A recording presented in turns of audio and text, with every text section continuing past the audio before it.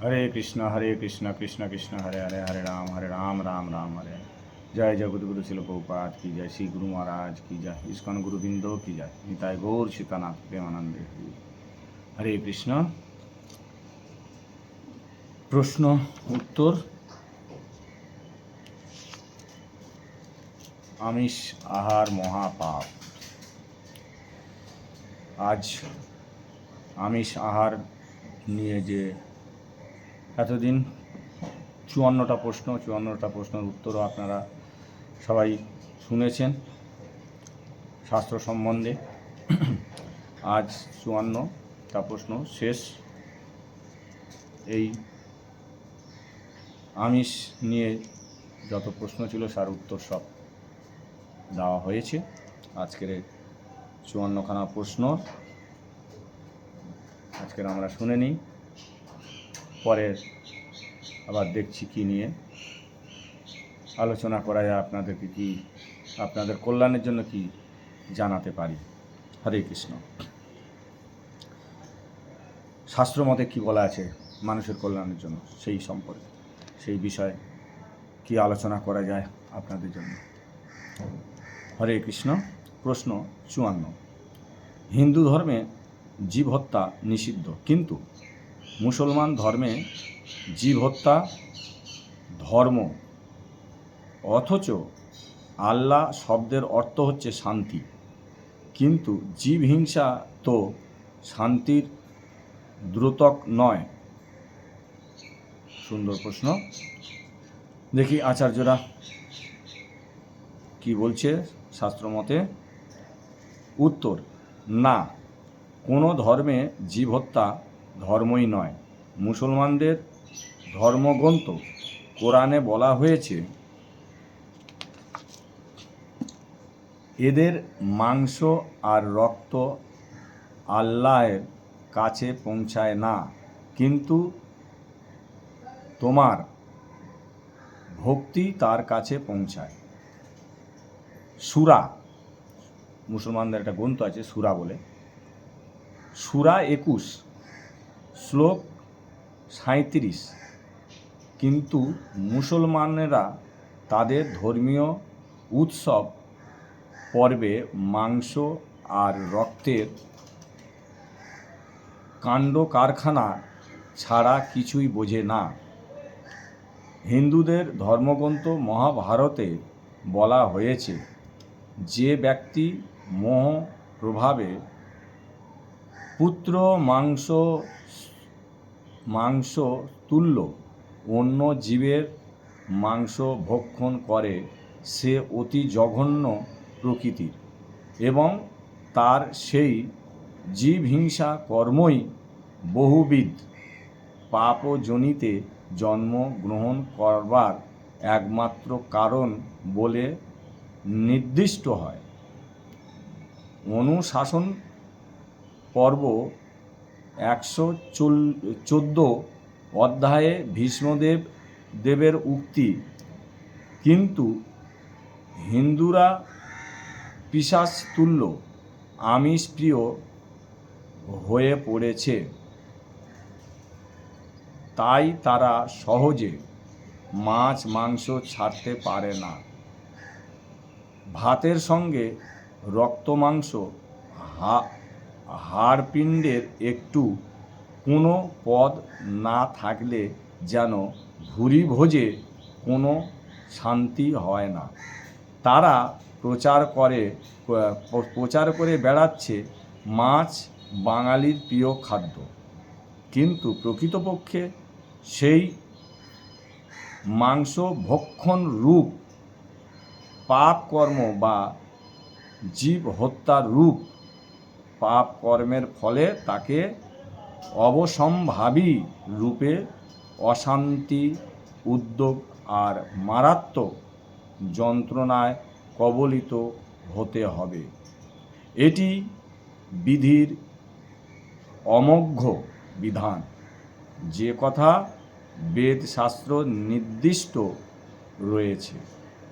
মহাভারতের অনুশাসন পর্বে 114 অধ্যায়ে দেবগুরু বৃহস্পতি দেবগুরু বৃহস্পতির বাক্য এই যে, যে ব্যক্তি অহিংসক প্রাণীগণকে নিজেদের মুখোদ্দেশ্য নিহত করে, সে দেহান্তে কখনোই সুখ শান্তি লাভে সমর্থ হন না। হরে কৃষ্ণ কৃষ্ণ কৃষ্ণ হরে হরে, হরে রাম রাম রাম হরে হরে। তাহলে আমাদের আমিষ আহার মহাপাপ। এই এতদিন যে 54খানা প্রশ্ন উত্তর আপনাদের কাছে দিলাম, জানি না কতটা আপনাদের বোঝাতে পেরেছি। আমি তো কিছু বোঝাইনি, শাস্ত্র যেটা বলা আছে সেইটা, আচার্য যেটা বলা আছে সেটাই আমি পড়ে শুনিয়েছি। আপনারা কতটা মেনেছেন, মানতে চেষ্টা করছেন, আশা করি আপনারা অনেকে হয়তো মানবেন। কেন, শাস্ত্রের কথা মেনে চলা আমরা সনাতনী, আমাদের কর্তব্য। শাস্ত্র যদি না মেনে চলি তাহলে আমরা কোনোদিন সনাতনী বলে নিজেকে গর্ব করতে পারবো না, হিন্দু বলে গর্ব করতে পারবো না। হিন্দু সনাতনী বলে গর্ব করা আমাদের উচিত না, যদি না শাস্ত্রের কথা আমরা মেনে চলি। আর শাস্ত্র ধর্ম কথাটা হচ্ছে কি, আমরা ধর্ম বলি, ধর্মটা কি বলে? ধর্ম মেনে চলাটাই ধর্ম।